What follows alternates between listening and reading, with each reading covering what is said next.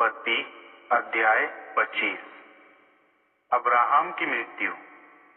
Abraham ने केतूरा नामक एक और स्त्री से विवाह कर लिया था। उससे अब्राहम के जो पुत्र हुए उनका नाम था जिम्रान, योक्षान, मेदान, मिदियान, इशबक और शुआ। योक्षान शीबा तथा देदान के पिता थे। देदान के वंश में अक्षुरीम, लेतुशीम तथा ले उमीमीम लोगों का जन्म हुआ। मिदियान के पुत्र एफा, एफर, हनोक, अवीदा तथा एल्धा थे। ये सब केतूरा से पैदा हुए थे। अब्राहम ने अपनी पूरी संपत्ति इसहाक को सौंप दी थी, किंतु अब्राहम ने अपनी रखैलों की संतानों को अपने जीवन काल में ही उपहार देकर उन्हें अपने पुत्र इसहाक से दूर पूर्व के देश में भेज दिया था। अब्राहम की उम्र 175 साल की थी। तब अब्राहम ने अपनी पूरी वृद्धावस्था में आखिरी सांस ली। एक वृद्ध व्यक्ति के रूप में उनकी पूरी आयु में मृत्यु हुई और वे अपने लोगों में जा मिले। उनके पुत्र इसहाक और इश्माइल ने उन्हें ममरे के पास माकपेला के गुफा में मिट्टी दी, जो हित्ती जोहर के पुत्र एफ्रोन के खेत में थी। यह वही खेत था जिसे अब्राहम ने हित्तियों से खरीदा था। वहां उनकी पत्नी सारा के पास अब्राहम दफनाया गया। अब्राहम की मृत्यु के बाद परमेश्वर ने उनके पुत्र इसहाक को आशीष दी, जो उस समय बैर-लहाई-रोई में रहता था। इश्माइल के वंशज। अब्राहम के पुत्र इश्माइल, जो सारा के मिस्र की दासी हागार से पैदा हुआ था, उसकी वंशावली इस प्रकार है। जन्म के अनुसार इश्माइल के बेटों का जन्म इस प्रकार है।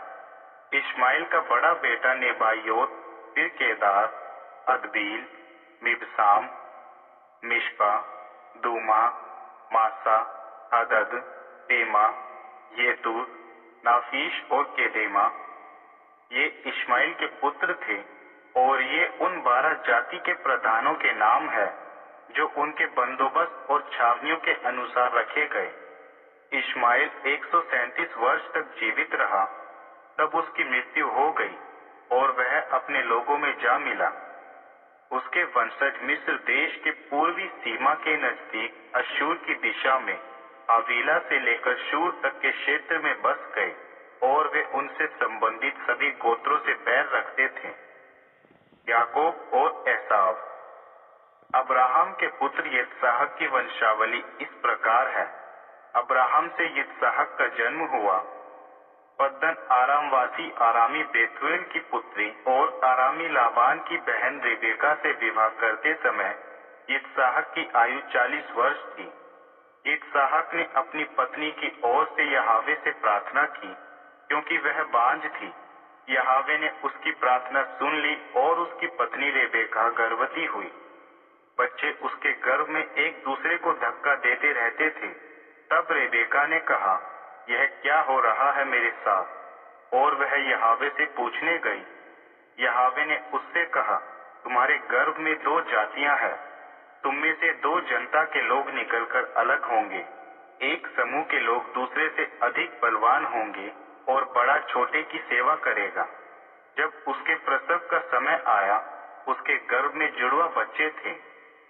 जो पहला बेटा हुआ वह लाल था और उसका पूरा शरीर बालों से भरा था। इस कारण उसका नाम एसाव रखा गया।